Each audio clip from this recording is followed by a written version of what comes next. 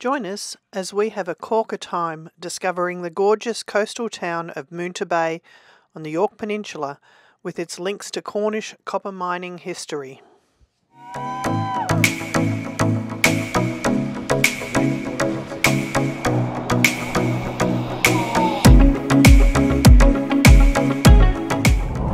we just spent 4 nights at Parara Bush Camp near Ardrossan. I really enjoyed it. We was relatively new to crabbing and we had a really good run of crabbing. Yeah, it was enjoyable. That eating. Awesome. Yeah, we've been feasting on crab the last few days. Yeah. And been making, we don't have a big pot to boil the crab in that works on our induction cook. So we did a stir fry kind of idea with chilli and tomato and oh, it was delicious. We did that twice in a row because it was so yummy. Sorry, this road's bumpy. But when we were on our way down, we didn't go to Moonta, just because I'd already booked out at Wirralty. So we're heading back now to Moonta Bay and Moonta Township and going to stay there for a few nights and check out what is to do around there. Some people that we were camping with at Around To It Australia, lovely couple, they recommend going on the Moonta Mines Railway. So we're actually booked onto that this afternoon and it's pooch friendly for a little bonbon that's back there. So we'll park the van and then head out to Moonta Mines. I love all these old buildings. Like that one, factory or something. Wow. Church. Another church. This is just out the front of Moonta Bay Caravan Park. Tide's coming in. So that's the lower level of camping, and where the cabins are above at the other end of it is the upper level of camping. They say you get better views in the upper level, but yeah, I think I'd like the lower for views, but the lower sites are smaller. So as with all the jetties we've been to, dogs are allowed but on leash only.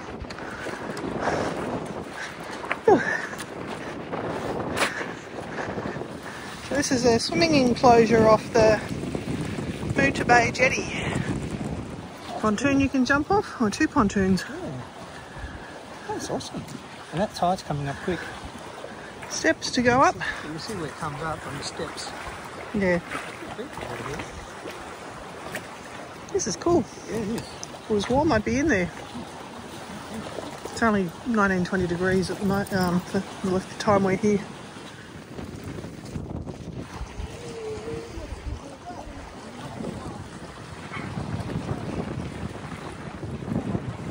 Hours now, but so the splashdown park is open to the public. Got 4 water slides and one of those big water dumpy things. Buckets. Big buckets. Right next to the caravan park. And there's a playground just next to that as well. Picnic shelter. And toilets, public toilets. We decided to stay at Moonta Bay Holiday Park as the washing pile was growing. It's a pet-friendly caravan park and it's undergoing a lot of improvements at the moment. They've got nice big sites on the upper level with the front row with direct views over the bay. The other ones still have some views over the bay as well. If you don't have a caravan and you're looking for a cabin, they actually have pet-friendly cabins as well with a yard fenced off to the side of the cabin so your pet can go outside. They've got great fish cleaning facilities and a crab cooking pot. You just got to bring your own gas bottle. The toilet blocks were a little bit aged, but didn't matter because they were incredibly clean. So what's for lunch, honey? Cornish pasties. This is the one with the meat and veg and savoury section, and there's an apple section at the end for dessert. You sure that's the end? No, well, the end with the sauce is usually the savoury. Yep. I think that's right because I can see a bit of veg there. And this side here's got the apple pie in it. It's like 2 meals in one. They said make sure you cut it and check because occasionally they do get it wrong when they present them. Yeah, I'm pretty sure you see how that's been stabbed and sauce coming out. They got it right. Making veg in the Cornish pasty end. On that side, did the apple pie on this side. Apple pie on that end. Awesome. Mind you, this is going to show us that we're being real gluttons. What? Yeah. Dessert on top of dessert. Creatures allowed an outside dining at Taste the Yorke. And they've got springwater for dogs. All that.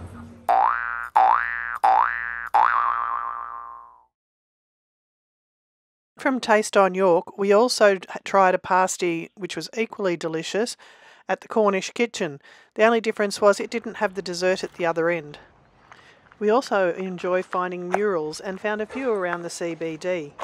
We checked out a few gift shops and op shops and spent ages in an antique and collectibles outlet finding a beautiful Andamuka opal pin that we loved. Along the street in Moonta, and we see this cage in the middle of the footpath. Cellar. Used to unload goods for storage originally by a horse and cart. If you look up the signs on the facade of the building, tell you what they used to sell. Fresh bread, cut almonds. Peel sodden. That is very cool. Oh, medicines, confectionery, brand, bit of everything really. Yep, glassware, pots. It's Gladstone bags here. Perfumery, corsets, feathers and flowers, underclothing, ribbons and laces, dress materials, silks and satins, boots and shoes. Can only imagine how jam-packed that double-fronted shop was. There are just a couple of examples of the beautiful limestone buildings you'll find around Moonta Bay. And this is the Andamuka opal that we found.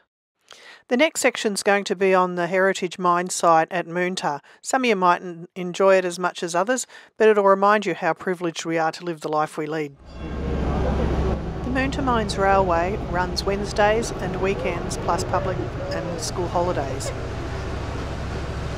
You can get a ticket that includes the museum and the railway, and there are concessions available as well.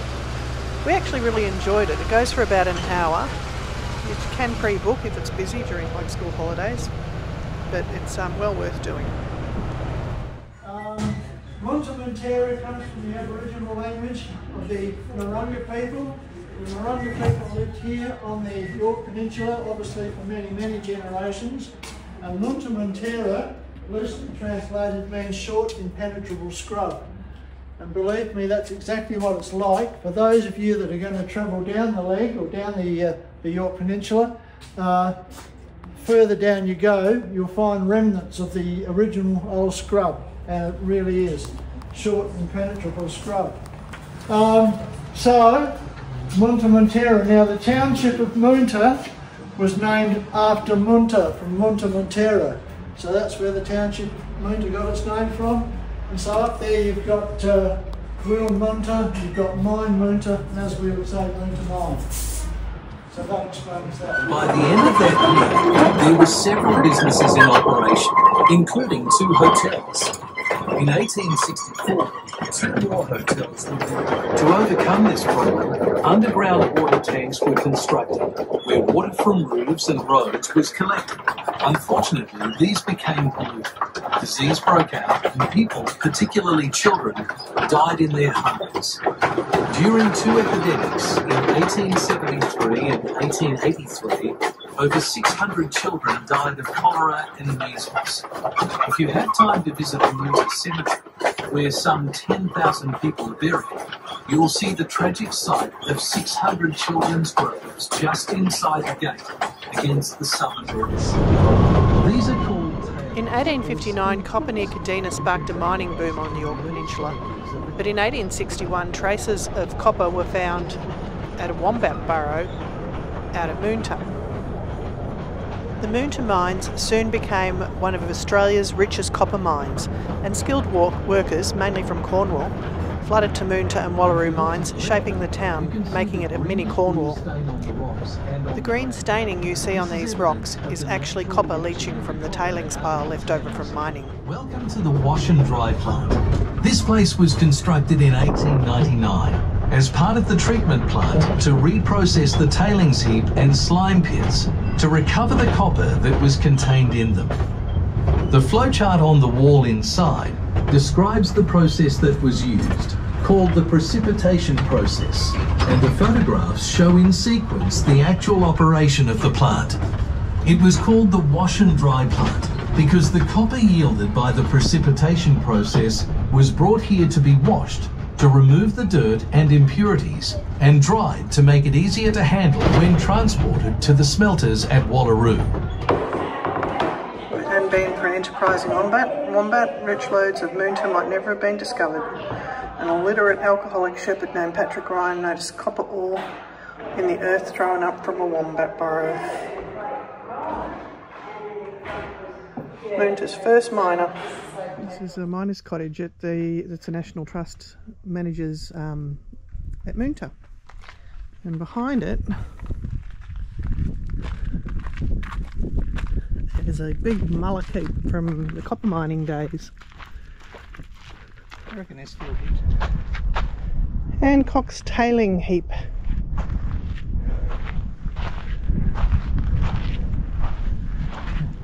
Occasional. So this was all done by rail running up the top and just dropping it down.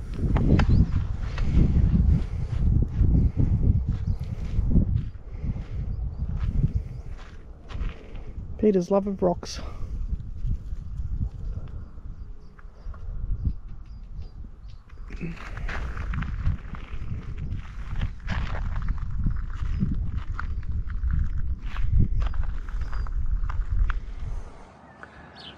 They're really doing a lot of work here, aren't they? Yeah, trying to get all historical. This is all new interpretive signage. Yeah, it's really well done. Picnic shelter. Yep. And this is the... Yeah, Peter's a steel guy. That's the engine house. What was it used for? Pumping the water out of the deepest mine. It goes down 770 metres and it goes up to Indotown towards Moonta.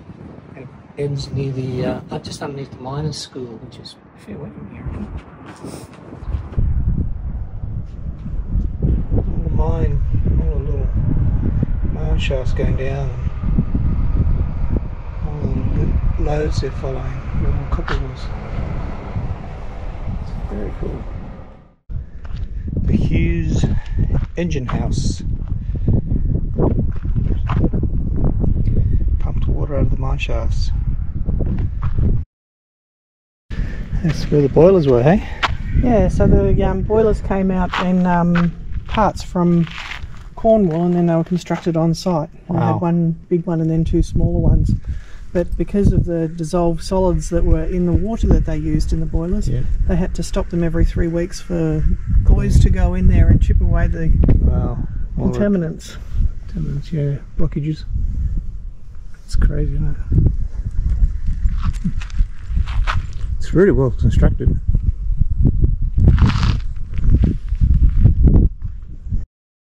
Wow.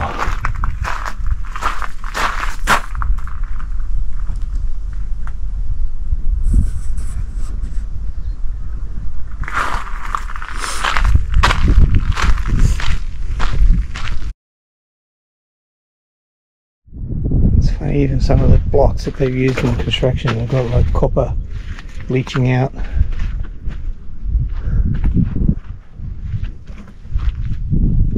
Like there. It's all green bricks. Must use the materials to make the bricks locally.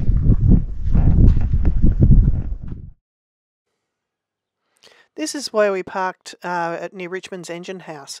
You can see the copper leaching from all of the stones that are in the area that have been laid down. It's amazing how much copper is still around the site. They tried to extract as much as possible through the chemical precipitation process, but it was quite toxic to the workers that were working there. Rickman's Walk. So this one was used for crushing the ore. That's how it would have looked in its heyday. And that's all that's left now.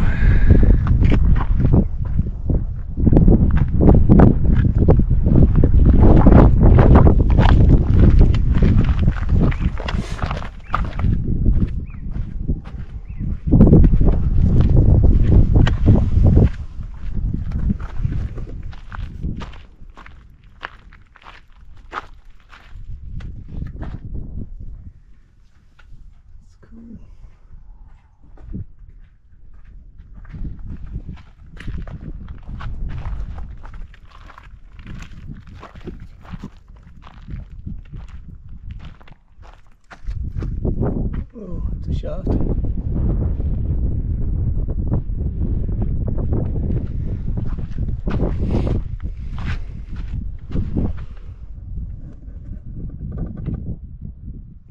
That's why it caved in. There seems to be a lot of preservation work going on around these sites, and also a lot of improvements to the walking paths and the interpretive signs to be able to educate people on what happened at this historic site. So Peter's figured out that this is where the flywheel would have been, and then right up the top of that wall there Would have been the bob.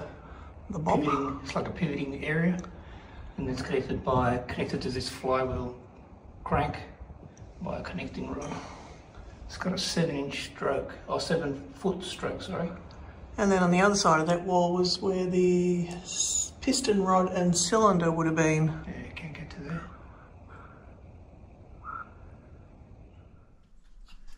That's where the wheel would have been in here. The big flywheel. Oh, how the heck did they get it out?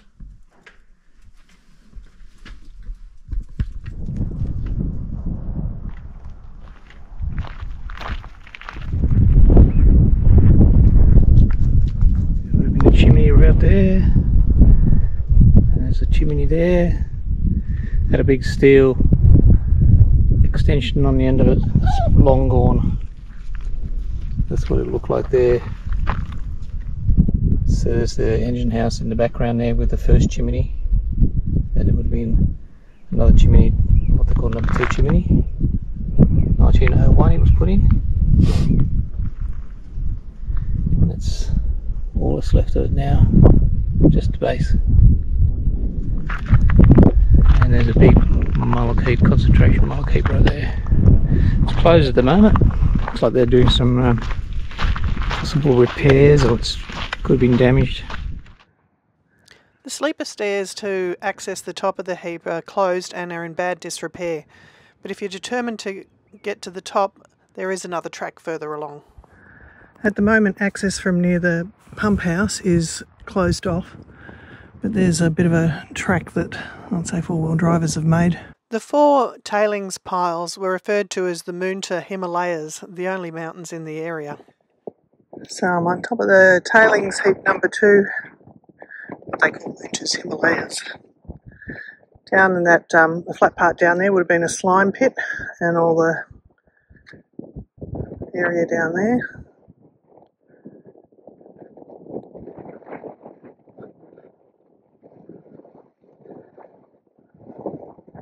Anywhere in Moonta where it's been exposed to the sulfuric acid leftovers is devoid of any plants.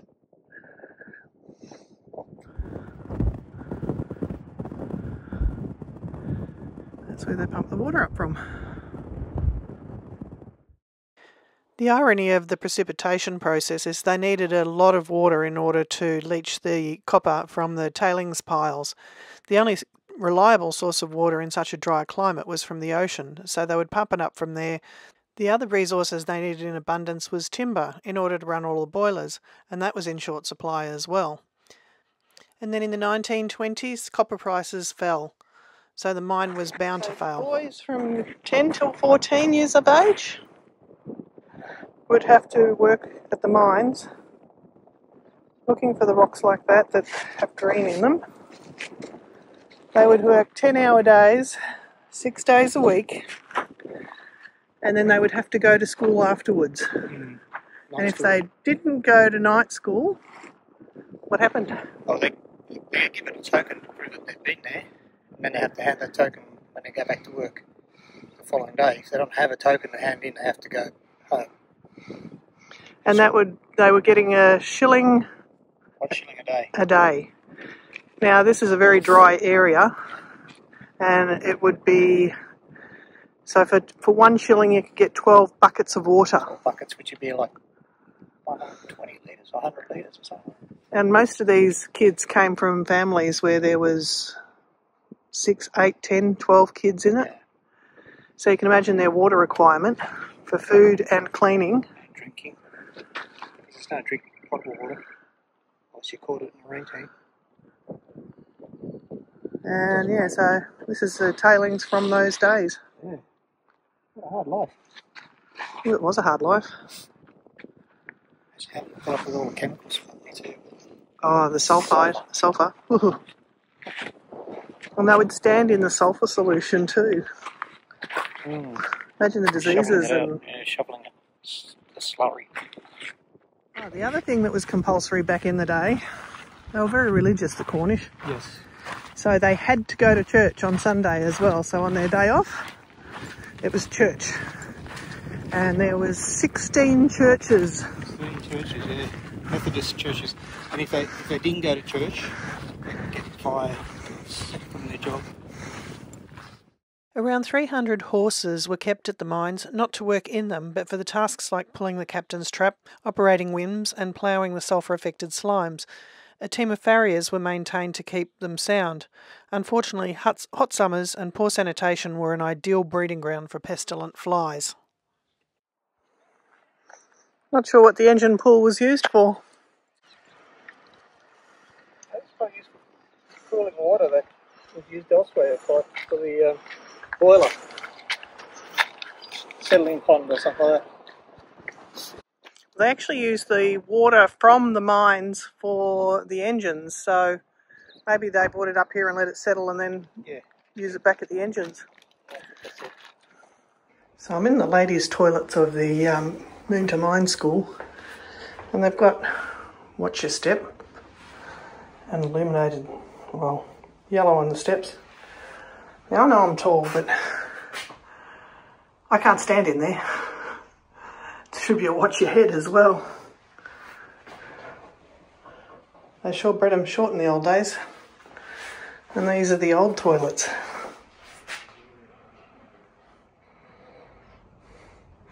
Anywho, and Peter and I were just saying that it looks like this was set up at some stage with tourism stuff, but it's gotten into disrepair.